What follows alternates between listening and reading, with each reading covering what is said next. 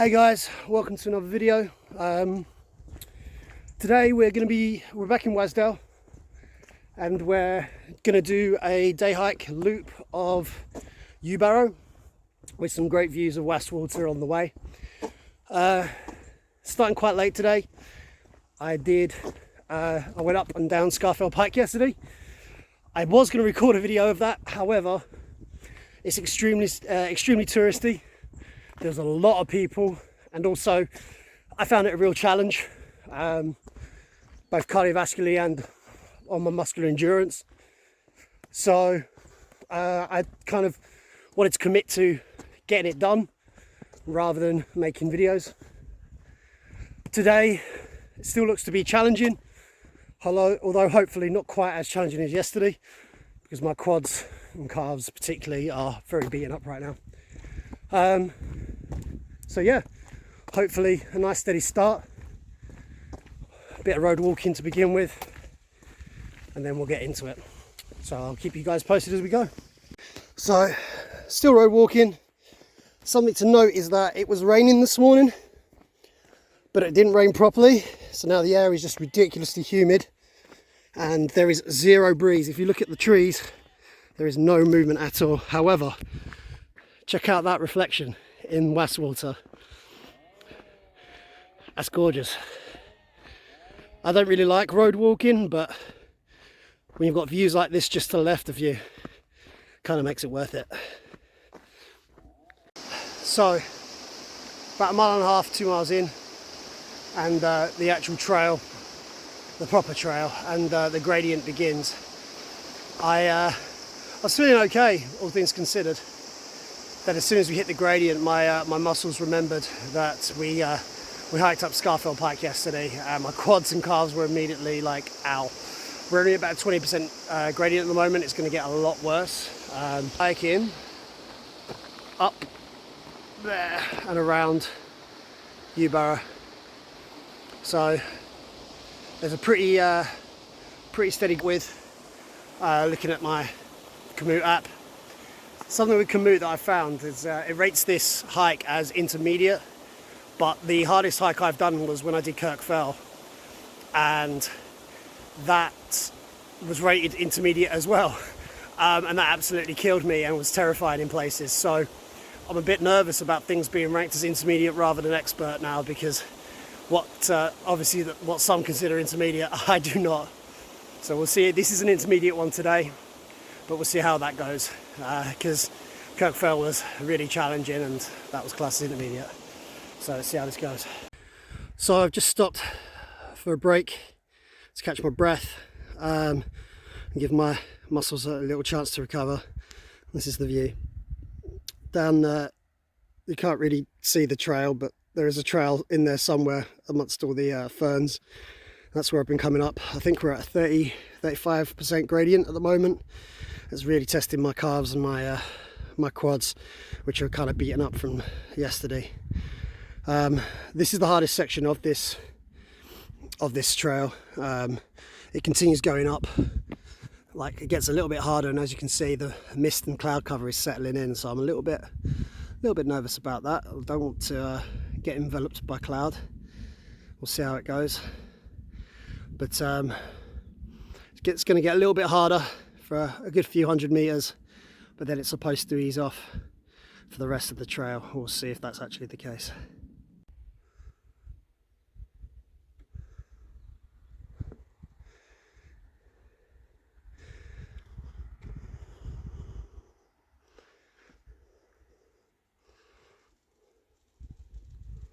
Okay, so a quick update, because it's just starting to rain now. The gradient got as high as about 40%. I think we're about 3 miles in, and the gradient's leveled out to about 15% along a sort of mountain trail. If you can see that just behind me, which is a lot nicer. This feels much better than it did yesterday when I was doing Scarfell Pike, in regards to this feeling like a proper hike. Yesterday I was surrounded by people going past me, coming down, passing people. It was, you had nothing but people as far as the eye can see. I've seen one person so far today. That's a bit more like it. That's what I prefer when it comes to hikes.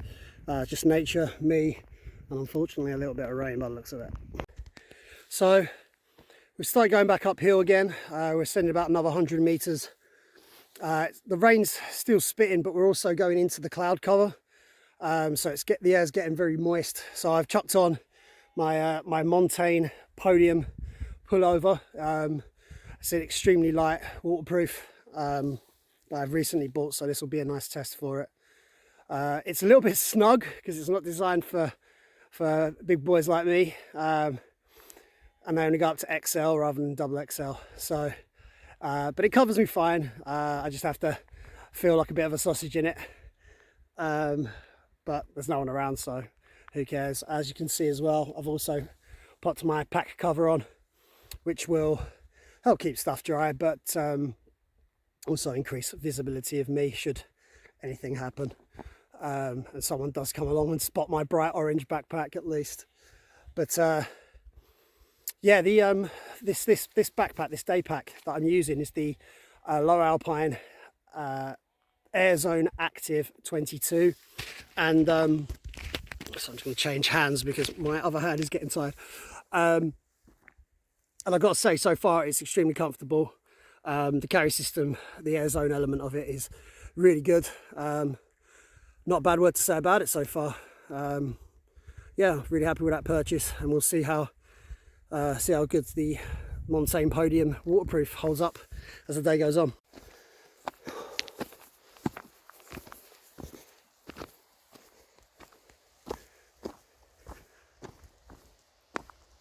I'm sure on a good day this is an amazing view.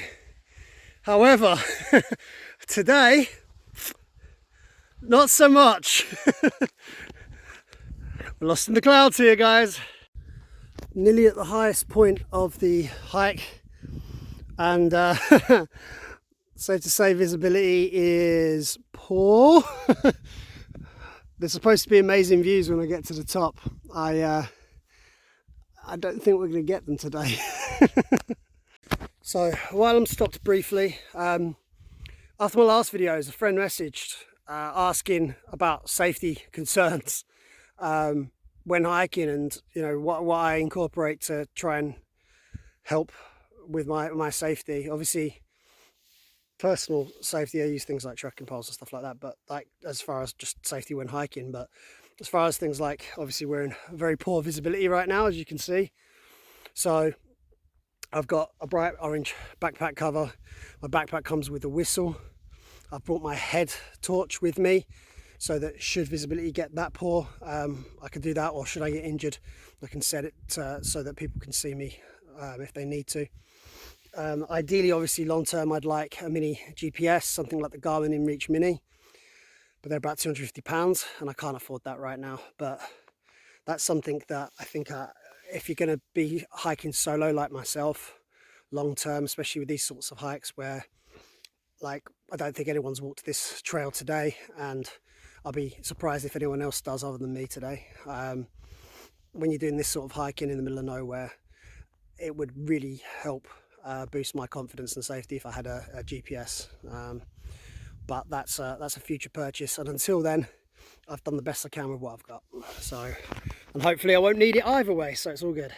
Hopefully the wind isn't drowning out my sound a little bit, but I'm finally at the top, the highest point of this hike. I should be rewarded with beautiful views of Dorhead. As you can see, there's no view of anything even 100 yards away, let alone anything else. But just to give you kind of an idea of how isolated and desolate it feels when you hike up to these points, it's pretty crazy. As you can see, all around me, nothing but mist, cloud cover. I was going to cook myself some dehydrated meal, but it's a bit too breezy up here. I'll wait till I get to a lower down, more sheltered point. I did have like a little porridge to go and some biltong not too long ago, because I was feeling a little bit meh, and I've always learned that it's good to listen to my body when doing these sort of things. I'd rather eat something and power on and take 10 minutes rather than fail at a later point because I hadn't fueled myself properly. So yeah, this was my reward. Gorgeous view of mist. I'm going to start making my way down now. I'll go about another half mile or so once I find a nice sheltered spot where I can cook a meal without any bother. If I find a sheltered spot, then I'll get something to eat.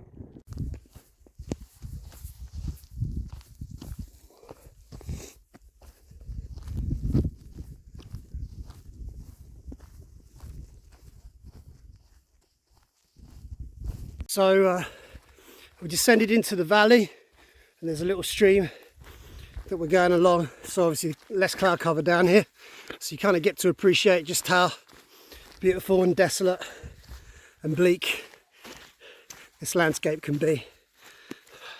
Bleak but beautiful. So yeah, whew, gonna keep going.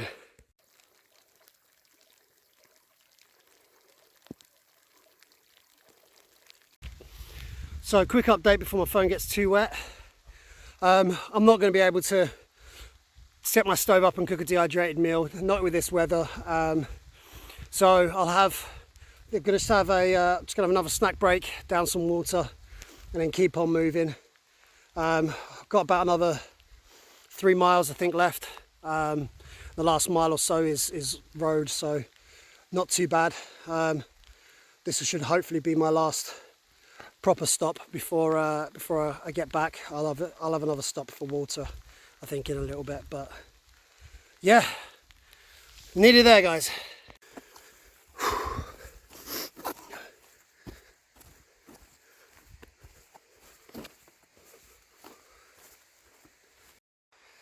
So I'd seen only one person the entirety today, and that was just before I began the actual trail.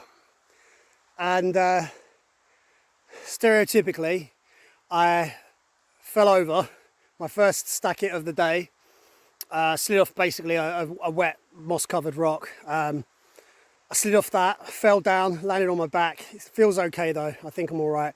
I did unfortunately snap one of my trekking poles, so I'm down to just one now. I'm gonna have to look into a new set in future. But this all happened literally as I see the next numbers 2 and 3 people.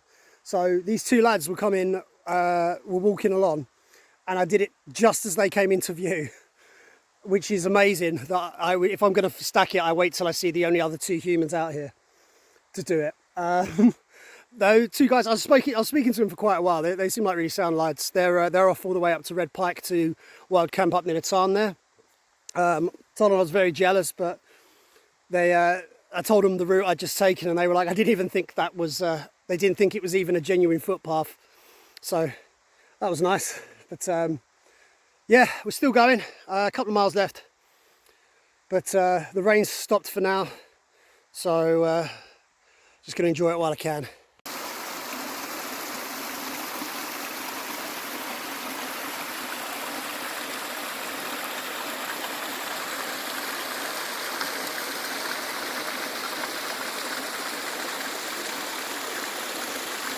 So we're not too far from that gate that we saw at the beginning before we headed up the peak through the ferns.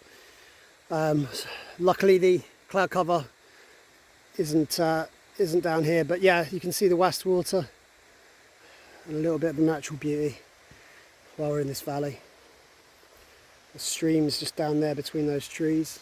We've basically been walking along the stream the whole way back through some ferns, so we'd have been way up there in that cloud cover previously. But yeah, not a bad view to finish the hike on. Okay guys, so that's the loop complete. I think it's about 7 miles or so, 7-8 miles total.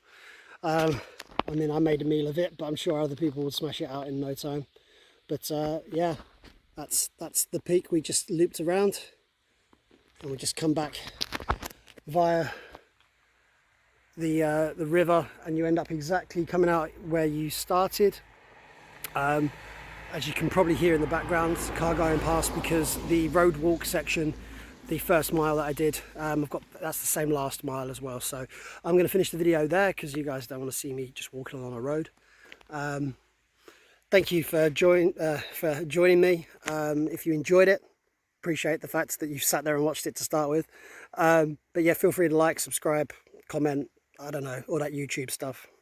But I'm just happy that you guys were, you enjoyed this enough to watch it all the way through and join me on this adventure. So here's to the next one. See you guys in a bit.